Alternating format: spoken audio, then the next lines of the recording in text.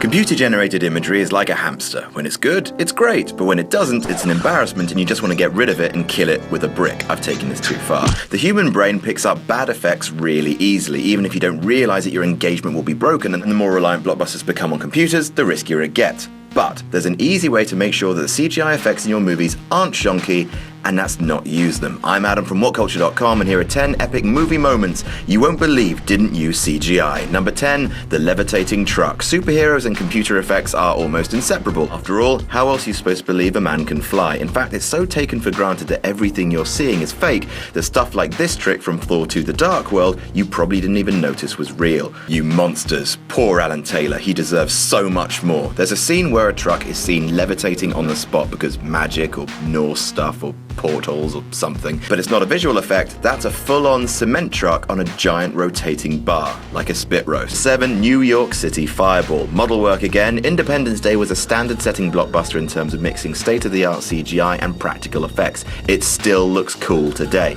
There's one scene where a gigantic fireball crawls up the street, like your mum does. Instead of using CGI, they actually painstakingly built a model city street that they could turn on its side and blast with a flamethrower, slowing the footage down to create the slow, hulking wall of fire. It took months to complete the effect. It was worth it. Number 6, The Faun. Pan's Labyrinth, that playful peek into the doll's graveyard that is the inside of Guillermo del Toro's head, is a beautiful film. Everything from the gothic natural sets to this filth, a faun I'd like to becomes that much more eerie and haunting because they look so real. The weight, the texture, the way it all moves. That faun just looks real because it is. Every bit of it. Doug Jones, a Del Rio MVP after playing Abe Sapien, went through a small hell to play the faun with an entirely practical costume. 5 hours of makeup every day to create the mask and costume with latex foam.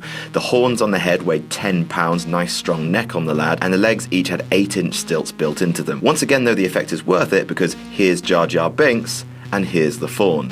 You can notice the difference. Number 5, The Wormhole. Christopher Nolan hates using CG, and one has to assume that he also hates his practical effects team, the stuff he has them build. So, Interstellar. Matthew McConaughey goes through a wormhole and becomes a ghost clock time ghost. I say spoilers, but you have to understand it to be spoilers. He's suspended in the void where he can manipulate the strings of the universe, and it's all real. It's a 3-story set of mesh and high-resolution laser prints with a suited McConaughey suspended on wires inside. Christopher Nolan won't be happy until every green screen artist is put out of work. It's a personal vendetta. Number 4, The Raptors. Like Independence Day, Jurassic Park is one of the shining examples of using CGI right, that perfect 90s blockbuster balance of real sets with sparing but effective use of CG. The T-Rex close-ups, the Triceratops, all real, but what's really impressive is the Raptors. Stan Winston created cable-controlled puppets and, even better, man-sized raptor suits. Give me one, I need it. Puppeteered by John Rosengrant, who spent weeks training with a ski instructor to get the squat he needed just right, the discomfort paid off, and the scene with the raptors in the kitchen is still ball-swellingly scary to this day.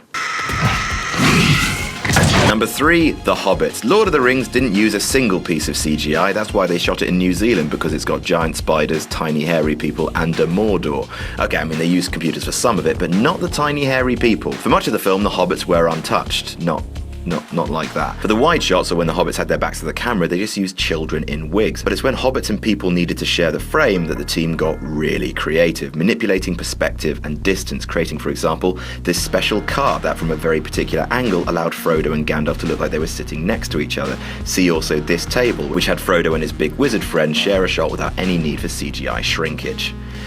Number 2, Joel's Memory. Eternal Sunshine of the Spotless Mind is a brilliant film, and I will battle with katanas anyone who dares to say otherwise. It's what Charlie Kaufman would have wanted. The film, which features people running through their memories at breakneck speed, changing costumes without edits, surely used CGI composites, right? Well, turns out there was a bit more practical wizardry than that. Michel Gondry has a history in the theatre and the art of the quick costume change, and built sets with hidden tunnels that allowed his actors to sprint from one entrance to another while changing like, quote, a frantic mother. Apparently Jim Carrey hated doing it, saying it was too fast for even him. What's that, Ipkiss? Keep up, mate! When a man shows what he's really made of. Crap. And number 1, that hallway fight. Seriously, did a computer murder Christopher Nolan's parents or something? The lengths the man will go to avoid using CGI is bordering on the psychotic. This was on full-on display in the gravity-defying hallway fight in Inception, in which 2 men have a dust-up with their weight constantly shifting. In a giant aircraft hangar, 2 corridors were built, one that could rotate horizontally and a vertical one to let the actors fly around on wires. It took 3 weeks to film and involved 500 crew members, because Nolan will be god damned if one of those computers ever tells him what to do. And that's our list. Did we miss any out? Tell us about it in the comments. Don't forget to like, share and subscribe. You can even follow me on Twitter here. I'm Adam from Whatculture.com, and I'll see you soon.